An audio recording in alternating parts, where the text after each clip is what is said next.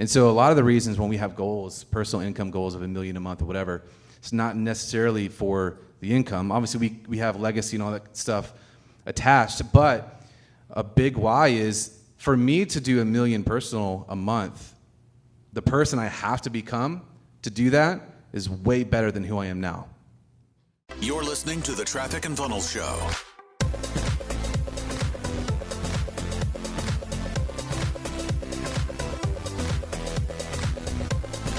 But it's still about what we can do for people. And one of the things that Chris said that I love is like, remember the pecking order. Like your business is to serve, not necessarily for you to be a slave to the business. I think you should remember that for your employees too, because we talk to our team all the time, making sure that if they're working at our company, it serves their vision. And what happens when you get people when it's not aligned with their vision is you burn them out. I think we're very motivated by the fact that our team is coming up. Like, this is weird maybe, but every once in a while I'll ask Tommy how much he's making money, and it lights me up. Remember I asked you that a couple weeks ago? I was like, oh, dude, better buy a new house. Like, I'm like excited about it. It's exciting to us to, Taylor Street Matter comes in and he starts working at Wealth Cap. I track Devin's revenue. I know how much he's making. I get excited by it. That fills me up. I don't think it does with Chris too. So our whys are like, we're helping people, not just you guys, but our team is like their lives are getting richer, not just in money, but in other things as well. I'm like, dude, hell yeah, let's go, Yeah, I think for so long, we've talked about this before, but I think people operate in certain modes: survival, thriving, impact. And I think the role of abundance and the ability to create is impact. That's enhancing other people, whether it's my team, finding what they love, where they can impact. How can I go all in on that as an investor, right? Just having abundance is not just to go get another mansion or an exotic, because there's no longevity in that. The service of that is very short. Well, I think exotics are pretty cool. But I'm not against exotics, right? One day I might get a Rolls Royce, we'll see. But, God, you threw me off. Sorry, man, you just hated on exotics. Yeah, it's about impacting the people and enhancing other people's lives. And so for us, a lot of that right now is at a place where it's our teams. Because again, that creates more cap space for us to scale that enhancement impact to just the populace. Again, having that impact thing, but also the thing of what do I love and enjoy doing? I love working with my leaders. I love working with new businesses and helping working with me scale and calling me in the morning. Talking to Taylor all the time. You never talk about me anymore, bro. Right, and just the things that I just enjoy doing, fishing and mentoring Taylor, There we go. Yeah. I mean, probably my greatest investment, Definitely so. Does that answer that question? Absolutely. Don't make the mistake of thinking you have one why either. You have many, and sometimes they change around, and that's okay. It's good. Yeah, that's a really important point is, again, understanding the season that you're in. And your why right now might be revenue because you just need that stability, or if you're in survival mode or thriving mode, like there's levels, there's seasons, right? So you have to understand that for your life.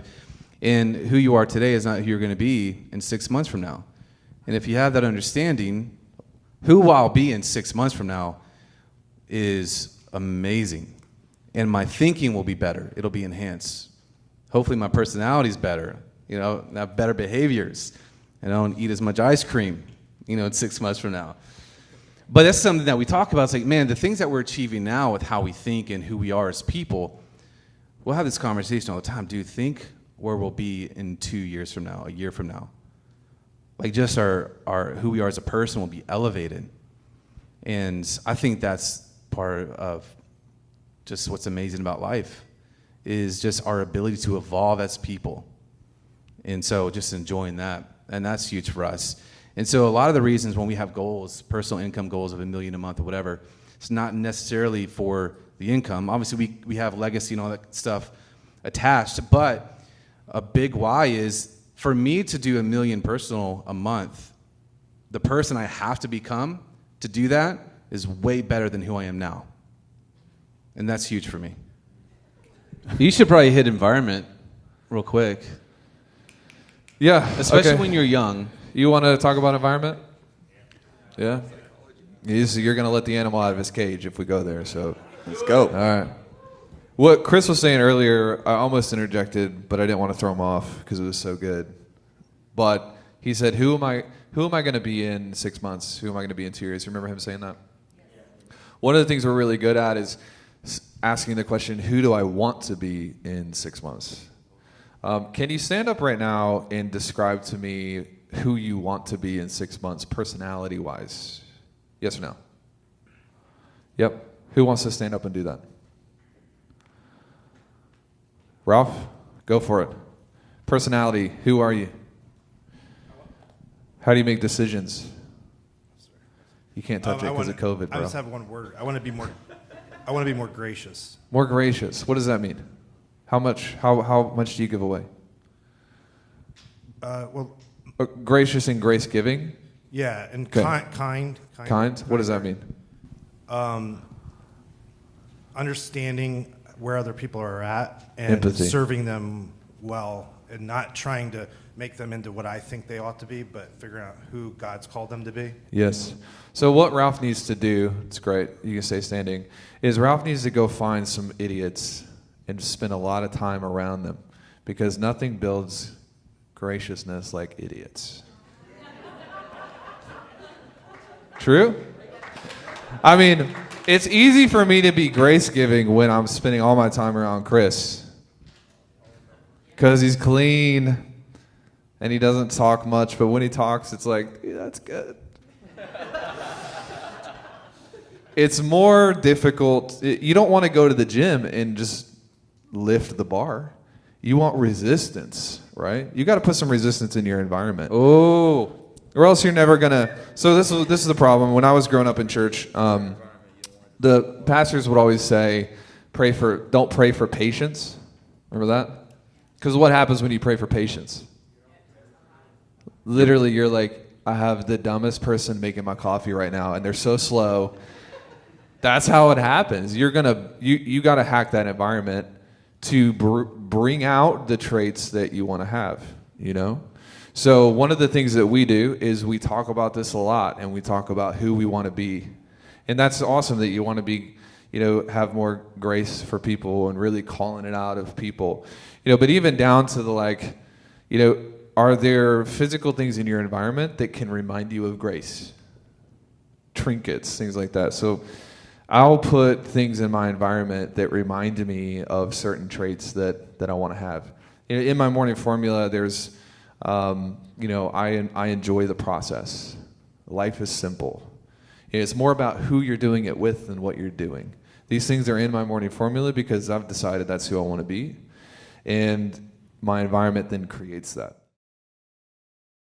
So when you say sell the car and get a new one, I sense that means stretching yourself financially and into a new identity that goes with that. And that could apply out to houses. And I'm curious where you guys found the balance of stretching yourself out. Like you said, you don't buy the exotic, but an exotic might mean someone steps into a new identity. So how do you kind of think about that and balance it? Well, I don't think it necessarily has to mean stretching yourself financially.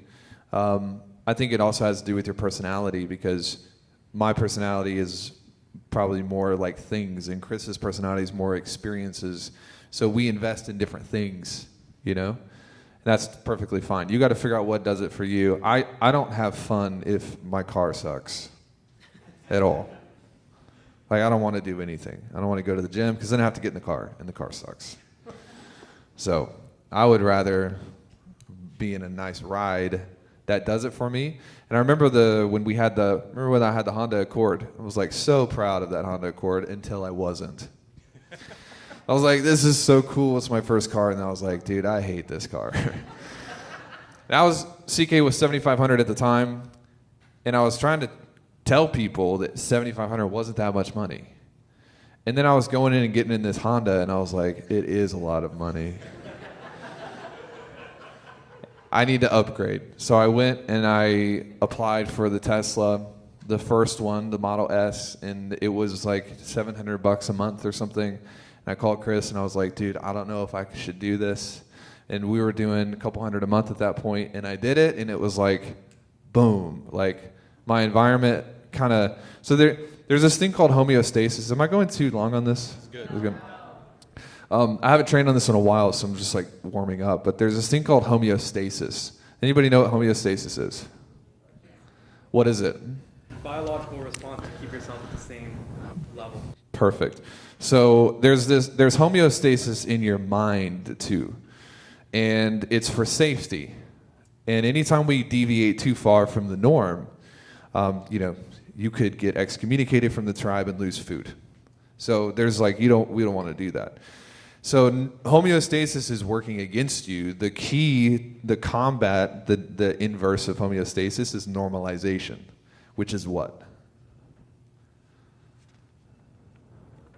Normalization. Setting a new standard for what your homeostasis is. And making that new standard normal, the baseline. So we talked about this, 2 or 3 events ago, where Chris has got the floor ceiling thing that he talks about. And if you notice, in the middle of that floor ceiling, you're going like this. Up, down, good month, bad month, good month, bad month. But when you step away from it, the floor and the ceiling is going like this. You get the visual? So you want to do that externally as well. Picture a mountain climber climbing up. Every 10 feet, what's he do? That way, if he falls, how far does he fall? Yeah, Peyton calls these breadcrumbs. That's what Peyton calls them. I don't call them that because that's weird. I just call it normalization. But every so often, you want to anchor where you are with something new so that you don't fall all the way down the mountain to 2015 Taylor, right? So if I have a bad day and then I have a bad week, I'm going to take the 9/11 today. And it's like, that does it for me, For you, it's a little bit different, but it's the same idea of like we're always becoming something new and anchoring it in, which makes what used to be our record is now just normal. You can hack that. Does that make sense?